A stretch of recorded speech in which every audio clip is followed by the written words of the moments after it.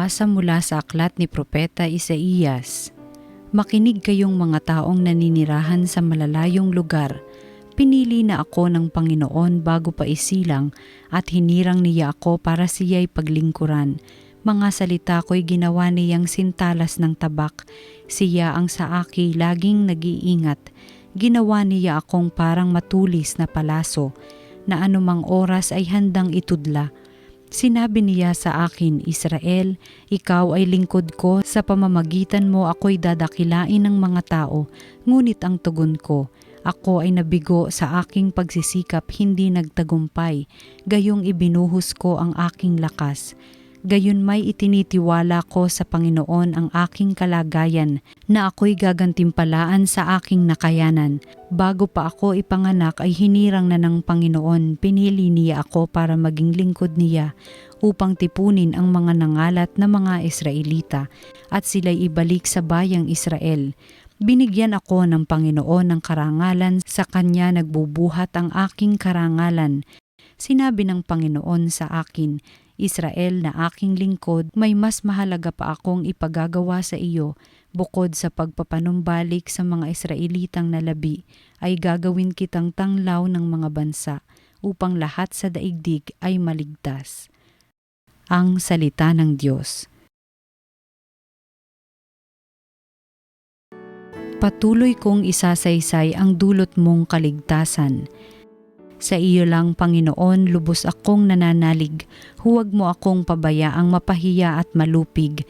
Tulungan mo ako ngayon, yamang ikaw ay matuwid. Ako sana ay sagipin, sa daing ko ay makinig. Patuloy kong isasaysay ang dulot mong kaligtasan. Ikaw nawa ang maog ko at ligtas na kakanlungan, matatag na kublihan ko at matibay na sanggalang. Sa lahat ng masasama, O Diyos, ako'y ipaglaban, sa kuko ng mababagsik, huwag akong pabayaan. Patuloy kong isasaysay ang dulot mong kaligtasan. Panginoon, sa iyo ko inilagak ang pag-asa, maliit pang bata ako, sa iyo'y may tiwala na, sa simula at mula pa wala akong inasahang mag-iingat sa sarili kundi tanging ikaw lamang, kaya naman ikaw poon pupurihin araw-araw. Patuloy kong isasaysay ang dulot mong kaligtasan. Pagkat ikaw ay dakila, patuloy kong isasaysay, maghapon kong ihahayag ang dulot mong kaligtasan. Sa pulpa sa pagkabata ako'y iyong tinuruan, hanggang ngayoy sinasambit ang gawa mong hinangaan. Patuloy kong isasaysay ang dulot mong kaligtasan. Ang mabuting balita ng Panginoon ayon kay San Juan. Noong panahong iyon, habang nakahilig kasama ng kanyang mga alagad, nagugulumihan ang sinabi ni Jesus, Tandaan ninyo, ako'y ipagkakanulo ng isa sa inyo. Nagkatinginan ang mga alagad, hindi nila alam kung sino ang kanyang tinutukoy. Ang alagad na minamahal ni Jesus ay nakahilig, nakalapit niya. Kinalabit siya ni Simon Pedro at sinabi, Itanong mo kung sino ang tinutukoy niya. Kaya humilig siya sa dibdib ni Jesus at itinanong, Panginoon, sino po ba ang tinutukoy ninyo? Sumagot si Jesus, Ang ipagsawsaw ko ng tinapay, siya na nga.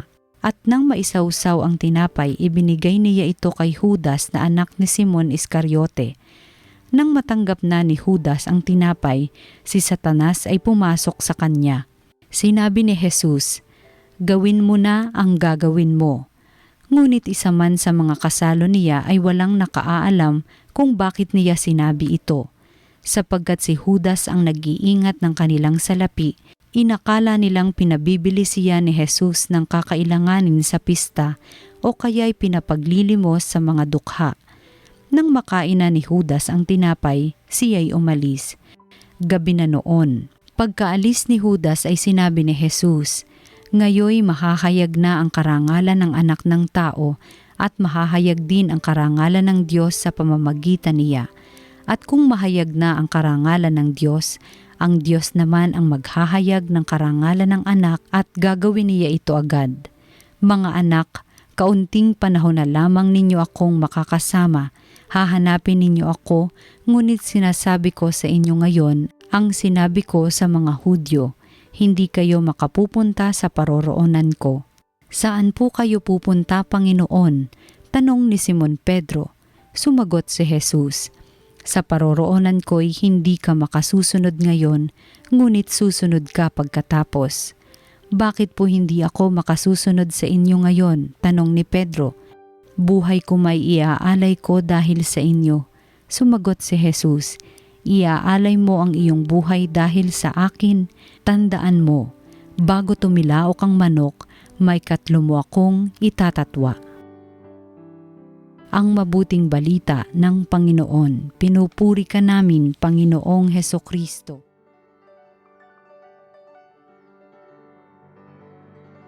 Mga kapanalig, narinig po natin ang mabuting balita para sa araw na ito ng Martes. Tayo po ay nasa linggo na ng mahal na araw at ilang araw po pagkatapos nito ay papasok na tayo sa Triduum. Holy Thursday, Good Friday, Black Saturday, and Easter. And so, alam niyo po, hindi po masaya itong mga kapanahunan natin ngayon. No, naririnig po natin ang tungkol sa coronavirus na marami pa rin po ang nai-infect. Hindi lamang po dito sa ating bansa, kung hindi sa maraming bansa sa buong mundo. At madami din po ang namamatay at nasawi dahil sa coronavirus infection na ito. Kaya nga po tayo po ay napupuno ng pag-aalala at takot. No? Hindi po masaya ang ating mga araw ngayon. Ngunit ang ating ebanghelyo ngayon ay hindi rin po masayang ebanghelyo. Narinig po natin sa pagbasa ng ebanghelyo na si Jesus ay nabahala at lubhang parang natakot, terrified. He was deeply troubled and terrified. Siguro kung may mga panahon na i-describe ang damdamin ng ating Panginoon, ito po yung mas nakakatakot sa Kanya. Bakit po? Una, dahil alam niya ang danger o ang threat, no, na parating na kanyang babatain. Ang setting po ay ang Last Supper. Nakaupo ang ating Panginoon kasama ang kanyang mga alagad sa Last Supper at lubha siyang nalungkot at nabahala dahil pagkatapos ng Last Supper, siya po ay aarestuhin, siya po ay pahihirapan, siya ay pagbubuhatin ng krus, ipapako sa krus at pagkatapos noon ay mamamatay. So, hindi po masaya ang ating ebanghelyo, hindi masaya yung setting. Ngunit hindi lamang po yun ang ikinalulungkot at ikinababahala ng ating Panginoon. Dahil sa ebanghelyong ating narinig ay bago niya suungin ang Kalbaryo ay iprinidik niya muna ang pagtalikod sa kanya ng 2 kaibigan. 2 kasamahan niya sa 12 apostoles ang iprinidik niya, na ipinakita niya kung papaano siya lalayuan. In fact, gamitin na natin yung salitang tratraidorin. Una, si Judas Iscariote at ang pangalawa, si Pedro na kanyang malapit na alagad. Ito'y masakit para sa ating Panginoon na makita niya ito. Kaya nga po, ang binasa sa atin ang mabuting balita na ito para ipakita sa atin na bago pa man ang sakit at hapdi ng mga palo at mga pako sa kanyang kamay at ang korona sa kanyang ulo, ay una muna siyang nasaktan dahil sa mga taong nakapaligid sa kanya. Meron nga po akong isang paboritong kwento na madalas kong isinasalaysay panahon ng mahal na araw, kung saan sabi dun sa kwento na yon, bagamat siguro ay kathang isip lamang, pero it has a point. Ayon sa kwento, pagkatapos daw ng resurrection ng ating Panginoon, ng kanyang muling pagkabuhay at siya'y iniakyat sa langit, tinanong siya ng mga anghel, sinalubong siya ng mga anghel, at ang sabi, Panginoon, masaya po kami at dumating na kayo, pero malungkot din po kami sa nangyari sa inyo doon sa lupa. Pagkatapos ng lahat ng inyong ginawa, pagkatapos ninyo silang pangaralan, pagkatapos ninyo silang pagalingin sa kanilang mga may sakit, palayain sa kanilang mga masasamang espiritu, ay ganito ang igaganti ng mga tao sa iyo. Ikaw ay pahihirapan, ipapako sa krus, papatayin. At kaya ang tanong nila, Panginoon, sa mga dinanas mo, no, mga palo at pagpapako sa iyo sa krus, alin po ang pinakamasakit sa mga yon? Yun po bang nilalatigo kayo? Yun po bang kinurunahan kayo ng tinik? Yun po bang pinagsasampal kayo at kayo'y pinagdudurhan? Yun po ba ang masakit na ipinako kayo sa krus, no? At ibinabayubay kayo doon, no? Alin po doon ang pinakamasakit sa inyo? Ang sagot daw po ng ating Panginoon, hindi yun ang pinakamasakit. Ang pinakamasakit ay yung halik ng kaibigan. Ang pinakamasakit ay yung tingin na tumatalikod ng isang kaibigan. At alam po natin ang tinutukoy ng ating Panginoon. Ang halik ng kaibigang si Judas Iscariote na nagkanulo sa kanya, ang tingin ng papalayo, ng pagtatatwa, idininay ng kanyang kaibigang si Pedro, sa kanya po mas nadurog po siguro ang kanyang puso.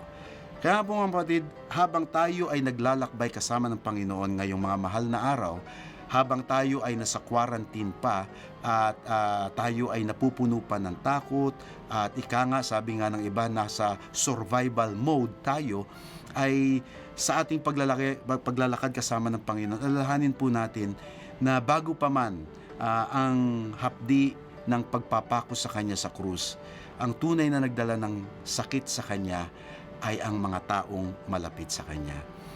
Mga kapatid, ngayon po na marami po ang mga taong nagkakasakit, maraming mga tao ang nagbubuwis ng kanilang buhay, maraming tao ang mga nagsasakripisyo, maraming tao ang natatakot, kasama po natin ang Panginoon sa lakbaying ito.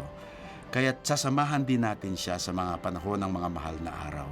At minsan, isipin po natin na bagamat tayo ay may physical o social distancing sa bawat isa, sana po hindi mapalayo ang ating kalooban sa ating kapwa. Na ang bawat tulong na ating maipapakita sa kapitbahay, sa mga kakilala, no, yung kahit na pag-text man lang, pangungumusta sa kanila, no, ang bawat tulong na at pag-aaruga sa ating kapwa ay isang para bang medisina na rin na makapagpapagaling sa kanila. Kaya nga po ngayong mga panahon ng mahal na araw ay sana mas tumingkad din ang ating pagmamahal sa Diyos, kay Kristo at sa ating kapwa. Mga kapatid, maraming salamat po sa patuloy ninyong pagtangkilik sa salita ng Diyos, salita ng buhay. Sana po ay patuloy ninyo kaming sundan sa Twitter, o sa Facebook at sa YouTube. At ito po ay ibahagi din po natin sa ating mga kaibigan na wala silang masyadong nagagawa sa bahay, ay maging instrumento ito ng pagninilay.